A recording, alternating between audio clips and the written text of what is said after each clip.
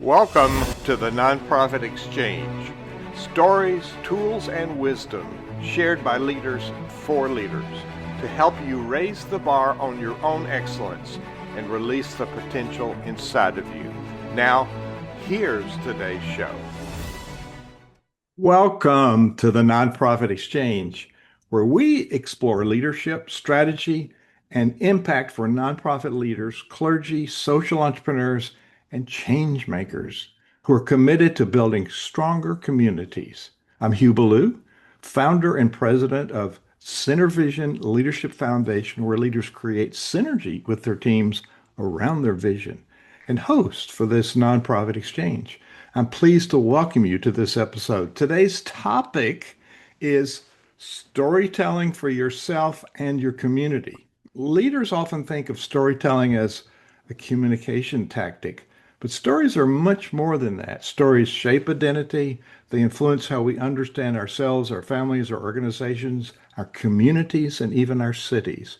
The stories we inherit, repeat, question, and reframe become part of the way that we lead. My guest today is Patton Dodd, an author, communications leader, and community storyteller whose work invites people to listen more deeply, become curious about the narratives they carry, and discover how shared stories can build understanding across divides. Patton's work includes his memoir, The Farther You Get, and his leadership with Know Your Neighbor, a storytelling initiative in San Antonio that helps people engage the story of their city one neighbor at a time. Patton, welcome, and tell us what's behind this title, Storytelling for Yourself and Your Community. Well, yeah. So I have storytelling actually in my official job title. I'm executive director of storytelling and communications at the H.E. Budd Foundation here in San Antonio. And so there's two things there, two parts of my job. Communications is part of what you mentioned, classic communications, outreach to our constituents, branding, marketing and that sort of thing, letting people get the word out about or getting the word out about our stuff so people can come and engage with us. The storytelling piece, though, is more missional. It's a strategic kind of storytelling where we're trying to affect hearts and minds and grow awareness about issues of poverty and economic segregation in San Antonio. And it looks like writing, video making, photography. It also looks like events, small, medium-sized, and large events where we tell and share stories. It looks like all kinds of things. So we use storytelling as a tool for the work that we do in really serious ways. Well, let's unpack what is storytelling. And a lot of us are apprehensive about doing this because we don't really Yeah. understand it. And we think of it as a communication tactic for fundraising or marketing, but it's in your world, it's a whole lot more, isn't it? I mean, so first of all, I would say that like we're all storytellers. Like you can't be human without being one. If you're not using your mouth to do one or writing one or using a video camera, you're still doing one in your head all the time. I just think we are kind of created as storied beings and people who are meant to share stories. We've done it from time immemorial. And storytelling is I think a way of identifying with one another. It's a way of sharing our why and getting to know your why. It's a way of like asking questions about where we come from, where we are now, and where we're going, and putting language to all that. Stories are, I think, like fundamentally the way we communicate with one another. It's not just information, it's not just ideas, it's also narrative. I was here and now I'm here and I'm going there. Is this a formal activity or informal, or is it visible, invisible, or is it some of all of that? I mean, I'm giving you a big abstract definition because I think stories are such a universal concept, but it's all those things. I mean, certainly it's also a formula and it can be. You can decide, for instance, I want to, it could be to accomplish a goal. You could say, I want to all the streets in my neighborhood to be repaved. And what am I going to do to get that to happen? I could share information about how old the asphalt is and how many cracks we have, or I could tell a story. I could say, these streets used to be this way, and then this happened, and then this happened, and it's changed things over time. And we're trying to, do these things as a community And here's someone who this is what happens to them when they drive these streets and their experience of it. And you introduce character and dramatic tension, and you'll get a lot more done if you bring some story into whatever goal you're trying to accomplish. Does that make sense? It makes great sense. If somebody's just coming by and seeing this video or just turning on the podcast, this is the Nonprofit Exchange. I have a great guest today, Patton Dodd. He's just opening up a new avenue of understanding for us. So, Patton, what do we do wrong with stories? How do we think of it wrong and not and so connect. You gave us a strategy. There's a why, which we often skip over. And then Mhm. we talk about the results of what we do, the impact of our work. Those are both important pieces. So, how do we put this story together so that it really resonates with people who are listening? That's a great question. I think the mistake we make is by driving too quickly to the thing we're trying to accomplish. It's good to have a goal. It's good to know where you want to take people for sure. But I think that we short circuit the path to get there when we could sit in more curiosity about the problem that we're trying to solve and why it exists, where we could do a lot of question asking and listening to other people and accumulating their stories into the one that we're trying to tell. I think that we need more process in our storytelling. Again, more curiosity, more questions. In the work that we do, we ask a ton of questions. If we're trying to tell a story about, say, a pizza entrepreneur in San Antonio who is trying to bring in a new pizza restaurant to a low-income area and generate jobs for that community, it's important for me in that process to not just talk to him, but to talk to two or three or four of his employees and people who maybe used to work there and people in the neighborhood who may feel different ways about it. Like you just have to accumulate a lot of voices. The other thing that I think we do wrong is that we don't draft. Every writer and video producer knows that you need multiple drafts to get things done well.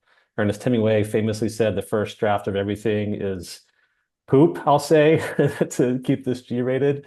But the first draft of everything we do isn't quite good enough yet, and it needs to be redrafted, and we need to get a response to it from someone who we trust to give us feedback. Drafting and redrafting, rethinking it, you're not going to get it right the first time. So more curiosity and then more process and time and iterating to keep refining the story, I think are two things that would help everybody out. And you and I were talking before we went on air with this about getting to know the people that you serve. I live in Lynchburg, Virginia. We have the highest poverty in the whole Commonwealth of Virginia, and we have 30 food charities. And Yeah. often I see how many people we serve, and I wonder, I don't know this to be true or not true, and I'm thinking of the famous motivational speaker, Jim Rohn. He said, if you want to learn about leadership and success, go interview the bum that's underneath the bridge that's homeless and say, Mhm. what did you do wrong and what did you learn from that? What could I learn from that? So it may not be the best example, but getting to know people and their story, how is that important? I mean, you could give out a lot of food without ever talking to anyone who actually is receiving it and going away and cooking it and preparing it for their family. You could do it very transactionally. You could do it and feel good about yourself because you're just, you're handing out all the time. But I would say that if that's the way you function, you should rethink the way you're spending your time. You're not just handing out food. You're interacting, with your community members. You need to understand more about why they're showing up. What are the challenges that they're facing? You might learn some things that rethink your distribution technique. You might learn some things that will help you talk to your funders and other people about why we're doing this and how to do it better. The food bank here in San Antonio is led by a guy named Eric Cooper, and he's been here a long time. It's a great food bank, regional food bank. But my favorite thing about Eric, he's kind of known as a great local leader, strategist around all these things.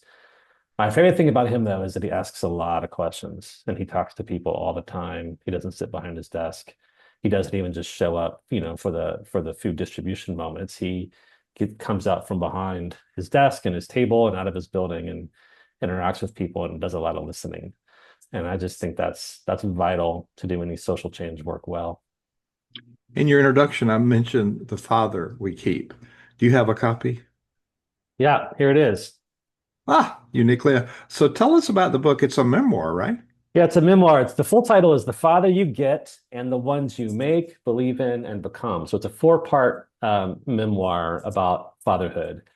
The one you're born with. So I talk about my dad, who I didn't really know all that well. He raised me, but he was an addict, a drunk, a mess of a man my whole life. So he was in our home, but I say he was present but absent. And I didn't know anything about his story. So part one is me trying to track down the story behind my own dad and to get to know that and why he was the way he was. So part two is the fathers you get.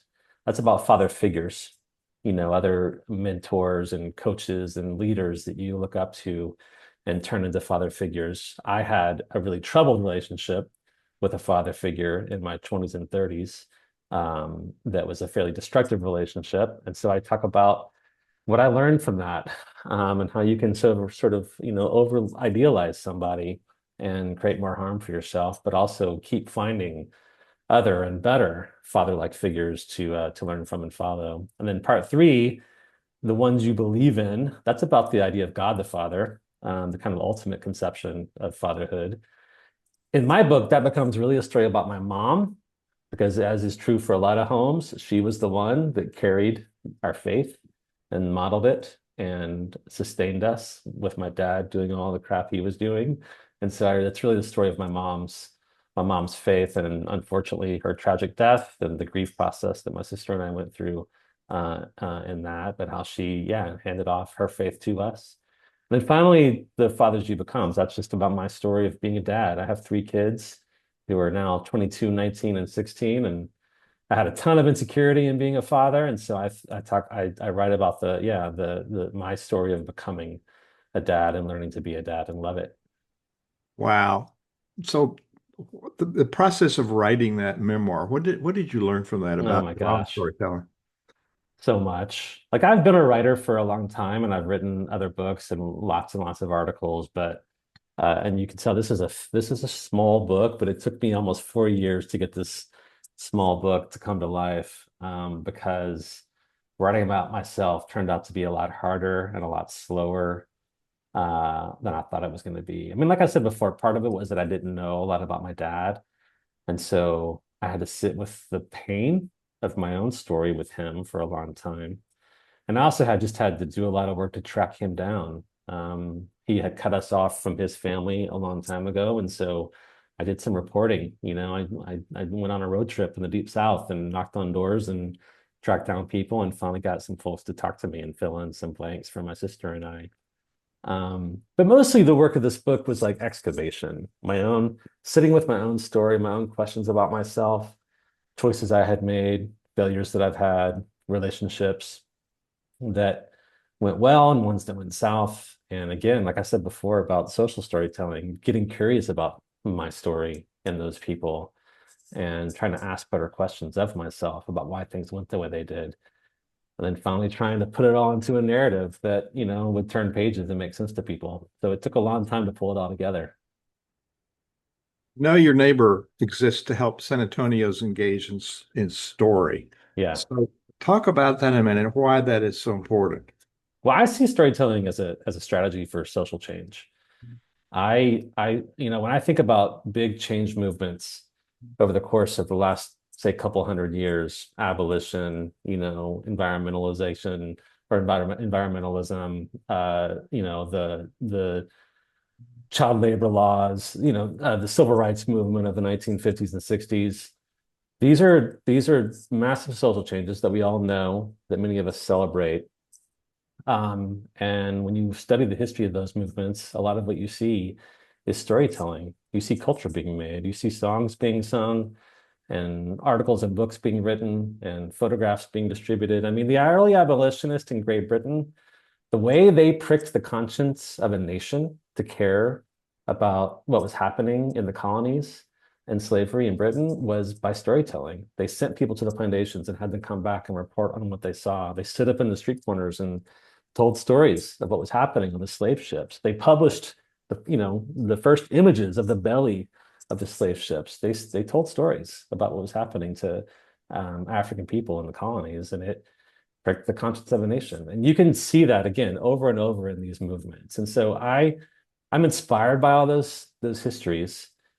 And I think for the things that are those are big things that were broken, global things in some cases, but even in our own communities, the things that are broken, I think we can use some of those same strategies and tell stories to each other about what's happening to try to have better conversations about it and bring about change.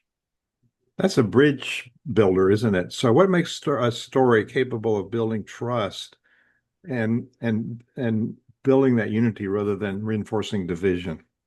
Well, I mean, at one level, if you use media to tell a story, if you write an article, if you do what you're doing right now with a podcast, if you put a video online, I mean, you can literally, collapse space and time by reaching people you wouldn't otherwise reach through media. So that's the one kind of basic answer. But the more human answer to your question is that storytelling provides a way for people to connect. At Know Your Neighbor, a lot of what we do all kinds of storytelling. But one of my favorite things that we do is something called shared tables, where every other month we get together with about 50 people from all across San Antonio. And we might be talking about some topic like education or affordable housing or food insecurity or something else.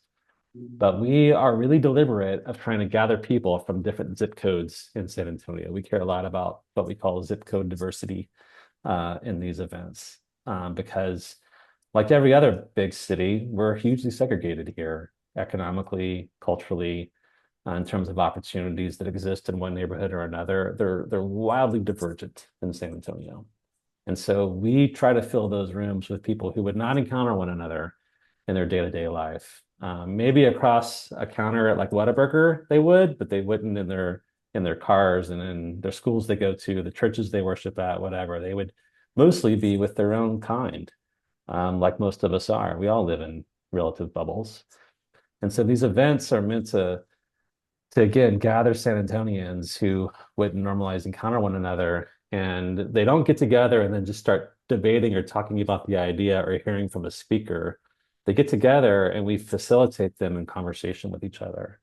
And what's really important about that is that they have an opportunity to speak in first person. They have an opportunity to answer a question about themselves, to tell a little bit about their own story. And there's good social science behind this, Hugh, like that says that people are more open to learning after they've had an opportunity to tell their story, as I said before, speak in first person. It just opens you up to hearing from someone else and to maybe having your perceptions challenged and open to shifting. And so for us, storytelling includes moments like that where we're getting people together and facilitating rich conversation. Well, how do leaders create this place of trust so that we can be vulnerable and the people can be vulnerable? And along with that, we tend to talk a lot as leaders.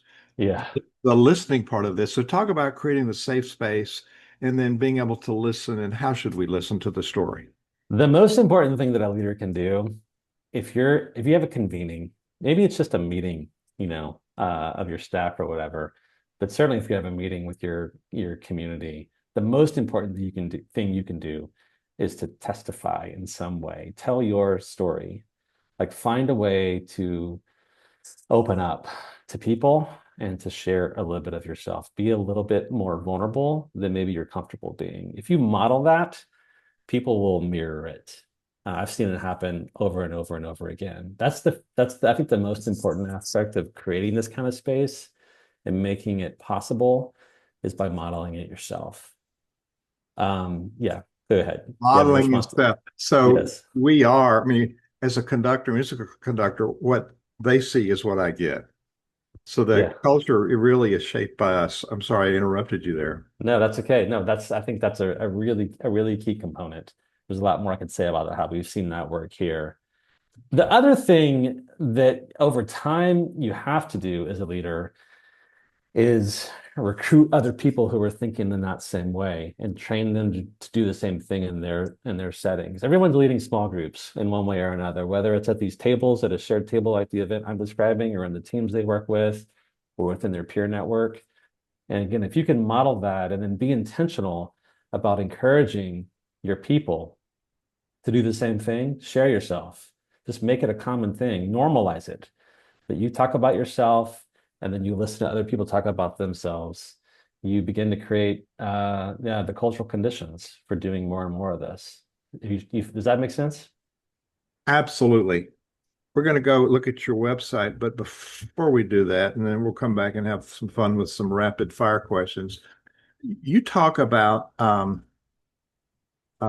re-narrating. You invite people to get curious about stories, interrogate them, reconsider them, and as Yeah. needed, re-narrate them. What does that mean? Um, it means telling a new story quite, literally. We are living in we're all living in paradigms. Like you talked about Lynchburg. I'm sure there are dominant paradigms in Lynchburg about why things are the way they are. Some of those are no doubt wrong. They're mythical. Like they exist maybe for political reasons or fables or folk tales that just end up shaping the culture and the mentalities of people in Lynchburg. That's what I mean. Like identifying what those stories are in your community and then beginning to question them with your community. Why is this story told the way that it is? Why don't we believe this about Lynchburg when this other thing might be true? And then re-narrating it is like actively attempting to tell a fresh story. Why is there so much food insecurity in Lynchburg? People might think that they know, but I would bet that they have some wrong ideas about why there's so much food insecurity. and and there's a fresher, truer, more whole story to be told. And you have to take a swing at that. It's not going to happen on its own. You have to actively do it. Is that, what I'm saying? You might even have to have an open mind because Yeah. and I moved here 8 years ago, so I got a chance to, experience it differently. So your website, interestingly enough, is your name, Patton, PattonDodd, and you can find him at pattondodd.com. So Patton, for people that are just listening, explain what they're going to find there. Yeah, this is a business card basically. It has in the top right corner my day job that I talked about at Know Your Neighbor, which is part of what I do at the H.E. Butt Foundation here in San Antonio. And then the top left is a link to my Substack called Storying. And I up that a couple times a month about the stuff we've been talking about today. And then you've got links to my book, which you can get really anywhere books are sold. That's the publisher's website. You can also get it, through your local bookstore, and you can also get it on Audible if you're an audiobook listener. I made an audiobook version of it. So that's basically what you're going to find there. What fun. What fun. So writing a book is quite an experience, isn't it? It sure is. Yes. I keep telling my wife that the next time you hear me telling you I have a book idea, I want you to punch me in the face because it's so hard and not sure I ever want to do it again, but I probably will because I don't think I can stop. I'm finishing my 18th book and it's got Oh my goodness. 170,000 words. It's everything I know about running a nonprofit. So Holy let's cow. let's have some fun, some rapid fire questions, okay? Okay, okay. What is one word that describes the power of story? Vulnerability. What is one question every leader should ask about their own story? How well do I know it? Ooh. What is one story communities often need to revisit? The story of the way your community is designed. Who lives where and why? Yo, what makes a listener trustworthy? I'm going to go back to vulnerability. And you have to double check that sometimes because it can be faux vulnerability. But if someone's being honest about who they are, then I think they're being honest about what everything else that they're saying. And that's the key to a lot of things. It's so important. What is one mistake leaders make when telling stories? I think they cut to the chase too quickly instead of building up the tension and the drama and letting people sit in that tension and drama. That's good for people. It's hard to do, but letting people sit in I mean the great think of your favorite movies or books you've read. Part of what's great about them is that they don't resolve quickly. They take you through an arduous journey to get to the end. And I think we can do a little bit of that too as leaders in the way that we tell stories. I can hear people in the audience saying, "Oh, I'm not a good storyteller." So how do they get better? Practice, it's like it's a skill like anything else. Just take a chance. You are a storyteller. Like I said before, it's happening in your brain. Like you're living in stories, whether you know it or not. Oh, the other thing I would say is read. Be a reader, even if that means listening to books, whatever. Like if the more story you consume and kind of think about it as you're consuming it and how is this working, the better you'll be as a storyteller. Patton, this has been a rich conversation about stories that shape us personally and the stories that shape our communities. That's so important. You've invited us to slow down, become curious, listen with more intention, and consider whether the narratives we carry are helping us live, lead, and relate to greater truth and compassion. For our audience, take one story you've been caring about yourself, your family, your organization, or your community and ask, where did this story come from? Is it fully true? Who else needs to be heard? And what might need to be re-narrated so that a more faithful future can emerge? And you can find Patton at pattondodd.com and knowyourneighbor.com. Those links will be on the page for this interview. So, Patton, I've learned a lot today. It's been a lot of fun, and you've impressed a lot of people to then tell their story. Thank you so much for sharing your wisdom with our guests on the Nonprofit Exchange today. Thank you. It's been a great pleasure. Thank you for watching the Nonprofit Exchange.